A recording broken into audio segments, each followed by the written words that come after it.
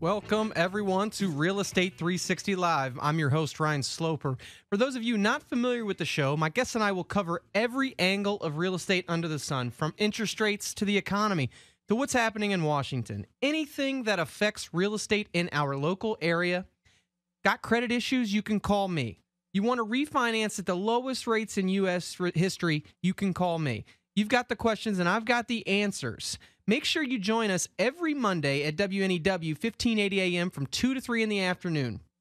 And if you have any questions at all, the best number to reach out to me is 877-245-2030. That's 877-245-2030. Or you can leave your question via the web at realestate360live.com. That's realestate360live.com. We're waiting for your call, so just give us a shout anytime you have any questions regarding anything real estate related. Remember, if it's real estate, it's covered here. I've got a great show lined up for you guys today. Joining me on our panel to discuss many issues and what's going on in the market is Louis Cammarosano, who is the general manager of HomeGain. Louis is often cited in the media as an industry expert in the Wall Street Journal, Forbes, CNN Money, Fox Business, Smart Money, MSN, and numerous others. We're going to discuss with you about what happened in the markets last week, as well as what's going on this week that can affect you and your real estate decisions. Louis, are you there? I'm here. How are you today, Ryan? I'm doing well, Louis. Just another wonderful Monday. And, we had a lot going on last week. Start the week off, it looks like the stock market, Apple actually topped over $500 today at one point. I did see that. We had Whitney Houston passed away this past weekend.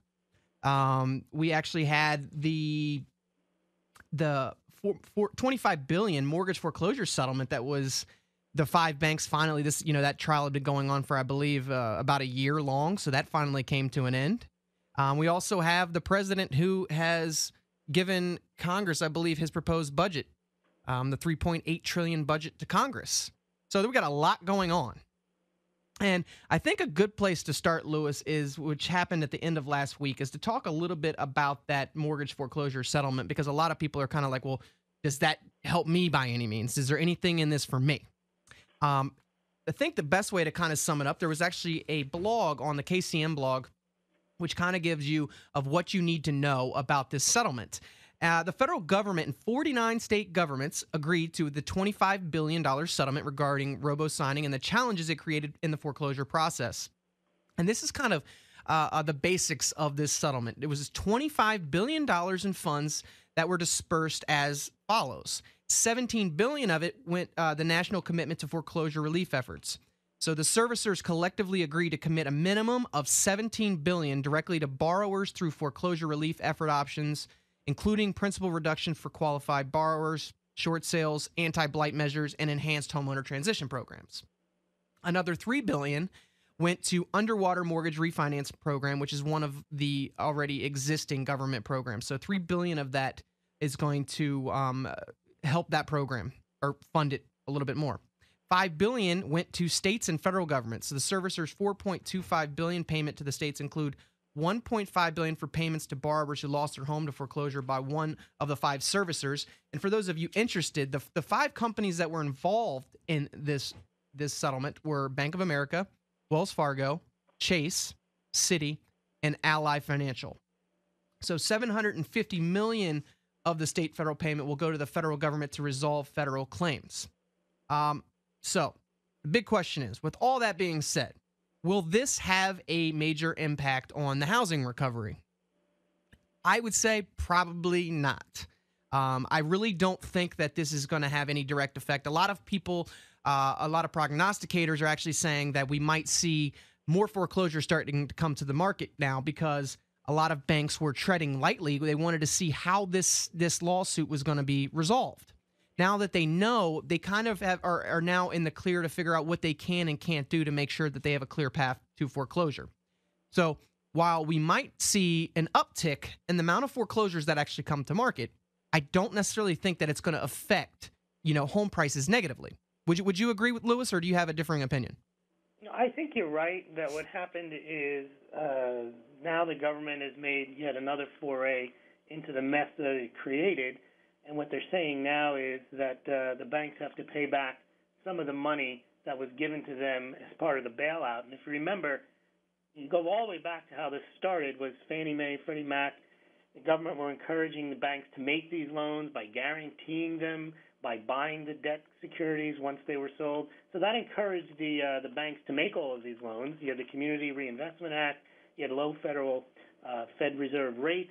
And then the banks made a lot of these loans, and they made a fortune, not just making the loans, but packaging them into securities and selling them. And yes, some of the banks did, in their zeal to make more loans, probably commit some fraud on some of the consumers. But then the home buyers got caught up in this frenzy. They bought homes that they shouldn't have bought.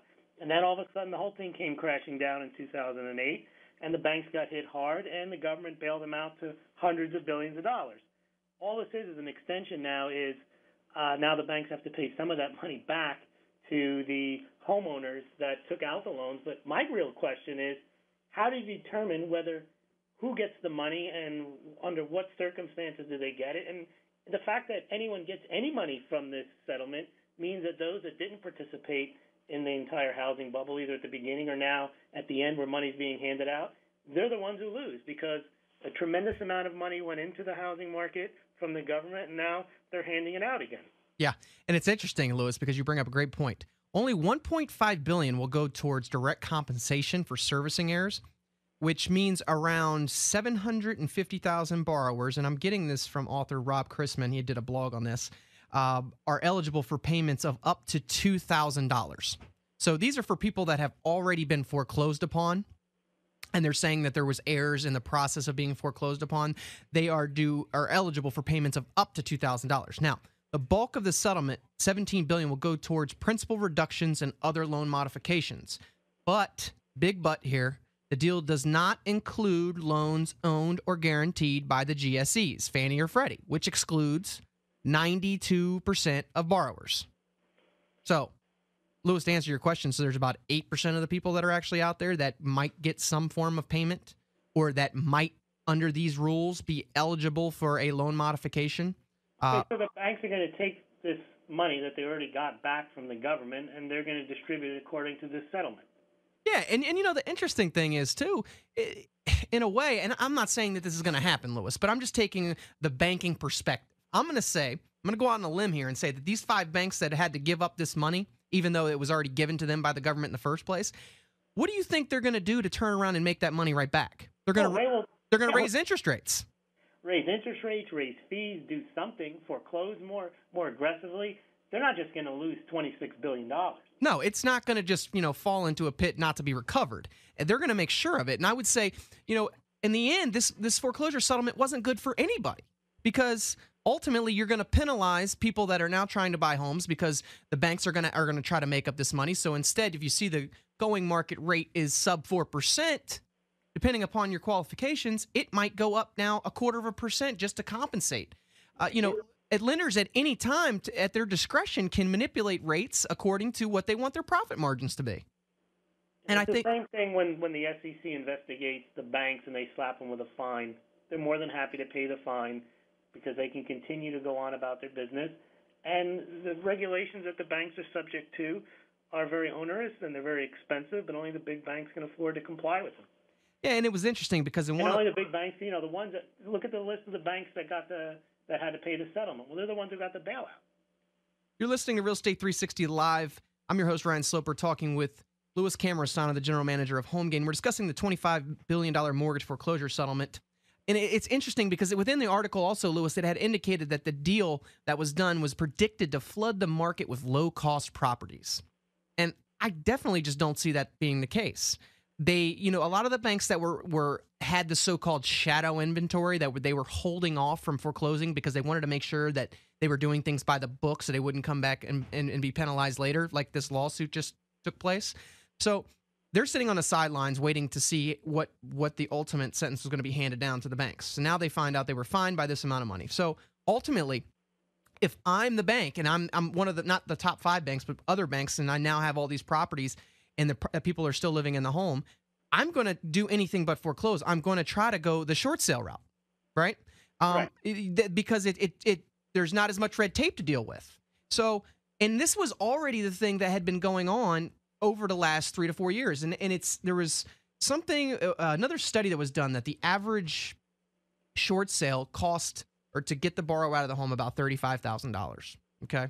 Well, that's a lot cheaper than if somebody had to foreclose and the borrower didn't make a payment for 2 or 3 or 4 years and the property's set like that. So in the end, short sales make the most financial sense. I don't think, like most of these analysts are predicting, that there's going to be a flood of foreclosures hit the market. It's just not the case. I don't see it happening, especially in the D.C. metro area. We have a super low inventory as it is. Ryan, I would agree with you because I haven't seen the terms of the settlement agreement, but I would imagine that they're enjoined from robo signing and going through improper procedures in order to foreclose homes. So they weren't exonerated for what they did. They didn't say the procedures were correct for why they're paying the $25 billion. So they'll have to clean up their act if they want to do more foreclosures. But the only way you can do the foreclosures quickly is through that robo-signing procedure, which I'm sure the settlement agreement must enjoin them or in some way make sure that they follow more prudent procedures before they start foreclosing en masse. Are you aware of any language in the settlement agreement? Well, I'm glad you brought that up, Louis, because I think one of the important key elements in that settlement said specifically that it did not exonerate the banks from further, lawsuits from the individual borrowers. Well, that means then, of course, that it's not like now it's open season again and they're going to start foreclosing en masse and put all these new properties on the market and reduce the shadow inventory. They're actually probably even more reluctant now because they were found, I don't know whether they admitted wrongdoing or not, but they had to pay $25 billion. They don't have to pay that again. Yep, you're exactly right. And ultimately, like I said, they're going to know that there's going to be impending litigation. I'm sure there's already tons of it out there that's been sitting, on the sideline just waiting for this lawsuit to go through. Now that it's gone, Oklahoma didn't join in the settlement. Exactly. So, all 49 states for our listeners did join in the settlement. So let's just say that there's $25 billion there. There could be, let's just say, another $25 billion that's coming. So ultimately, the taxpayer, the homeowner, the person that's trying to buy a home now is going to be the one that suffers, at the expense of this settlement.